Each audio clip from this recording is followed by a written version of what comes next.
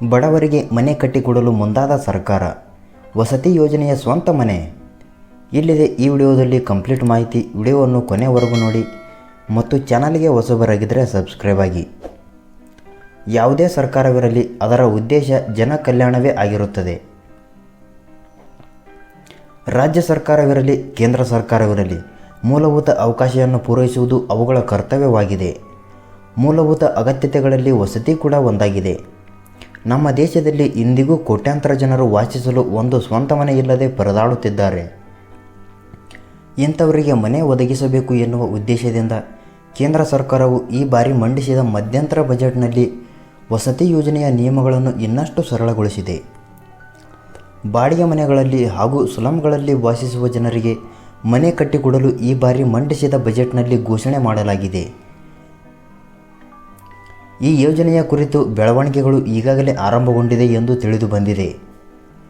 ಯೋಜಿತ ವಸತಿ ಯೋಜನೆ ಫಲಾನುಭವಿಗಳನ್ನು ಆಯ್ಕೆ ಮಾಡಲು ಆದಾಯದ ಮಾನದಂಡಗಳು ಮುಖ್ಯವಾಗುತ್ತದೆ. ಜೊತೆಗೆ ಯಾವ ಸ್ಥಳದಲ್ಲಿ ಮನೆ ನಿರ್ಮಾಣ ಮಾಡಿಕೊಳ್ಳಬೇಕು ಹಾಗೂ ಯಾವ ಪ್ರಕಾರದ ಮನೆ ನಿರ್ಮಾಣ ಮಾಡಿಕೊಳ್ಳಬೇಕು ಎಂದು ಸರ್ಕಾರವೇ ನಿರ್ಧಾರ ಮಾಡುತ್ತದೆ.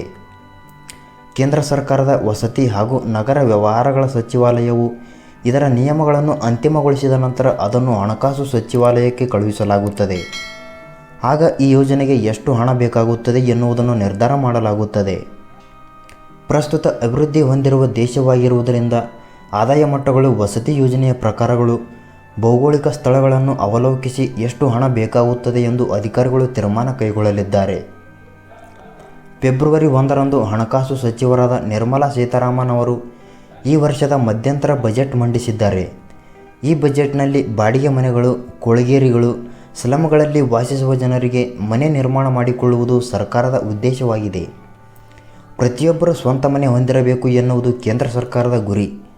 ಹಾಗಾಗಿ ಇಂಥವರಿಗೆ ಮನೆಗಳನ್ನು ನೀಡುವುದು ಅಥವಾ ಮನೆ ನಿರ್ಮಾಣಕ್ಕೆ ಹಣ ಸಹಾಯ ಮಾಡುವುದು ಎಂದು ಸಚಿವರು ಘೋಷಿಸಿದ್ದಾರೆ.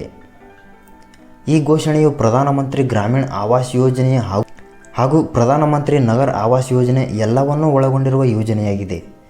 ಹಾಗಾಗಿ ಇದಕ್ಕೆ ವಸತಿ ಮಿಷನ್ ಎಂದು ಹೆಸರಿಡಲಾಗಿದೆ. ಸರ್ಕಾರದ ಈ ನಿರ್ಧಾರದಿಂದ ದೇಶದ ಮೇಲೆ ಸಕಾರಾತ್ಮಕ ಪರಿಣಾಮ ಬೀರುವ ಸಾಧ್ಯತೆಗಳಿವೆ. ರಿಯಲ್ ಎಸ್ಟೇಟ್, ನಿರ್ಮಾಣ, ಪ್ಲಾಟ್ ಅಭಿವೃದ್ಧಿ ಕ್ಷೇತ್ರಗಳ ಬೆಳವಣಿಗೆಯನ್ನು ಇದು ಉತ್ತೇಜಿಸುತ್ತದೆ ಎಂದು ಉದ್ಯಮಿ ಪುಷ್ಪೇಂದರ್ ಸಿಂಗ್ ಅಭಿಪ್ರಾಯಪಟ್ಟಿದ್ದಾರೆ. ಇನ್ನೊಬ್ಬ ಖ್ಯಾತ ಉದ್ಯಮಿ ಅನುಜ್ ಪುರಿ, ಮಧ್ಯಮ ವರ್ಗದವರಿಗೆ ವಸತಿ ಯೋಜನೆಯು ಸುಲಭವಾಗಿ ಪುನರಾಭಿವೃದ್ಧಿಗಾಗಿ ಕೊಳಗೇರಿಯಂಥ ಅತಿಕ್ರಮಣ ಪ್ರದೇಶಗಳನ್ನು ಮುಕ್ತಗೊಳಿಸುವ ಸಾಧ್ಯತೆ ಇದೆ ಎಂದು ತಿಳಿಸಿದ್ದಾರೆ. ಈ ಮಾಹಿತಿಯ ಬಗ್ಗೆ ನಿಮಗೆ ಏನೆನಿಸುತ್ತದೆ ಕಮೆಂಟ್ ಮಾಡಿ ಮತ್ತು ವಿಡಿಯೋ ಇಷ್ಟ ಆದರೆ ಲೈಕ್ ಮಾಡಿ.